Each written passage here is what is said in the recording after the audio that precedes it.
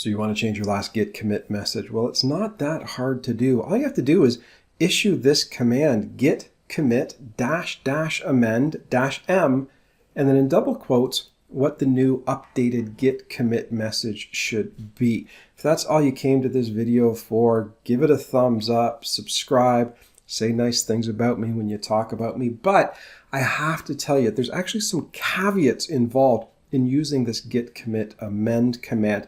It actually messes up your git commit history. And if you're doing git collaboratively with other team members, there's the potential that you could corrupt their repositories. And that's why I want to go through this git commit amend example with you. I've actually cloned a repository from my GitHub account, the project called Salmon. I was actually talking about some Git upstream branches, and nothing goes upstream like a salmon does.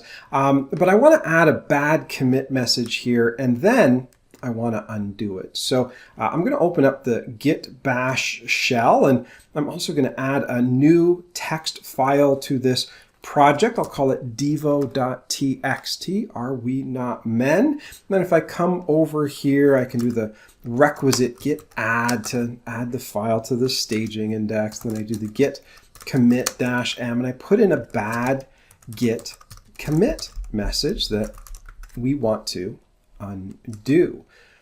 That's all done. I'm going to click Control L to clear that out and just do git log. Sort of one line switch in there while we're at it. And you can see, well, I've got my normal git commit history, and then I've got that bad git commit message at the top there. So how do I get rid of it? How do I change it? It's just this easy. Git commit -- amend -m for message. This is the new git commit message we're going to put in there, and this will be the good git commit message that we put in there to undo that bad git commit message we had in there before. I click enter. It says everything went swimmingly, and if I open up a new terminal window, I could do this in the same terminal window, but I want to compare the two. If I come over here and do git log -- one line, you will see that bad git commit message is gone and the good git commit message is there. So no problem, right? Or there might be a problem. And this is the issue. You'll notice that the git commit message for the good git commit is 7FBE1B7, and the git commit ID for the bad commit is 5C38939. We haven't just changed the git commit message. We haven't simply updated the git commit message on a git commit. We've actually deleted the old commit and created a brand new one with the new message.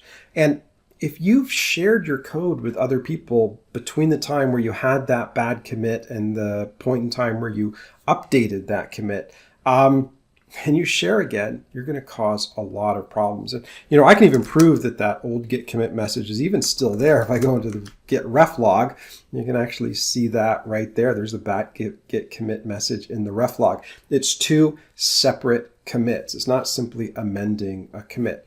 So if you're doing this all on your local timeline, if you're doing this all on an independent branch, it's nothing to worry about. Okay, go ahead, amend the commit to undo that previous git commit message.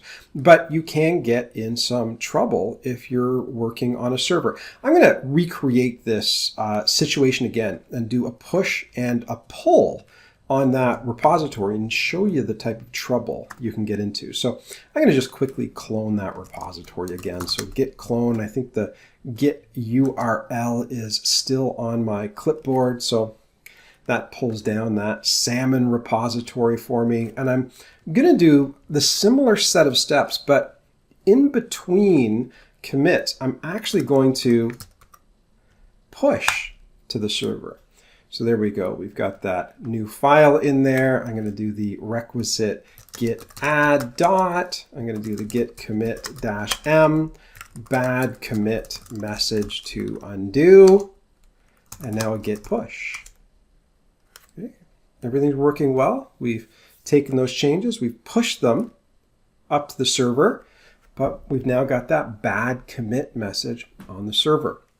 Well, we saw how that git commit amend could be used to undo a git commit message. So, hey, why don't we go and do that? Git log one line to see that bad commit message.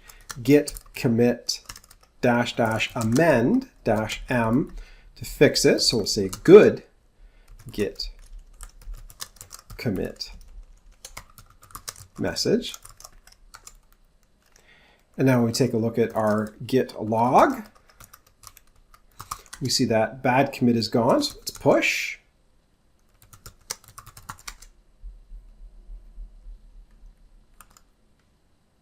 And boom, all of a sudden it says, hey, you can't actually push because, that old commit is still up on the server. You deleted it locally, created a new one, and then pushed, which means your git commit history, because you did that amend, is different from the git commit history on the server. So the server rejects it. It doesn't like that git commit history.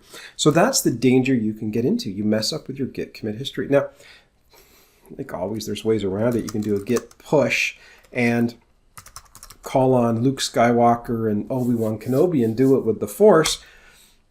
This will force your local git commit history to go up to the server. And if I now refresh on the server, everything looks good, right? Good commit message there on that devo.txt file.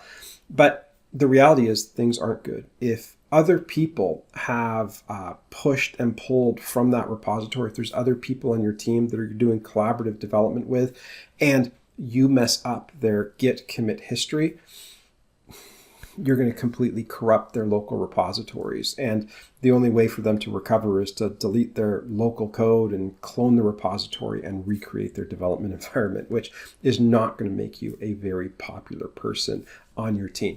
So there you go. Those are the ins and outs of changing a git commit history. If you're just doing a local branch, git commit -- amend -m and the new git commit message is fine.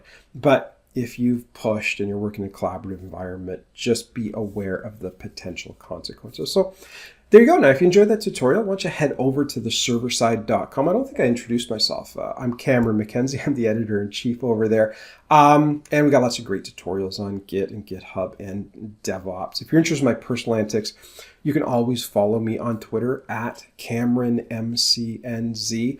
I'm also doing a lot of writing these days about a new programming language coming out called Mojo, which is poised to replace Python and completely change the artificial intelligence and machine learning environment. So if you want to get up to date on the latest changes in the world of software development that's just going to impact the entire industry, sign up for my newsletter. I've got lots of updates on what's happening in the world of DevOps tools as well. And of course, behind me, you can see a couple of books. There's my book on The Simpsons called Pickering is Springfield. There's Hibernate Made Easy. And also been working with a young freelancer, Darcy DeClute at Scrumptious on Twitter. And a lot of people have been scoring 100% on the Scrum Master certification exam with their Scrum Master certification guide. So if you're agile or you know anybody that is, that's definitely a good read to pick up. And of course, if you're watching this on YouTube, why don't you subscribe on YouTube?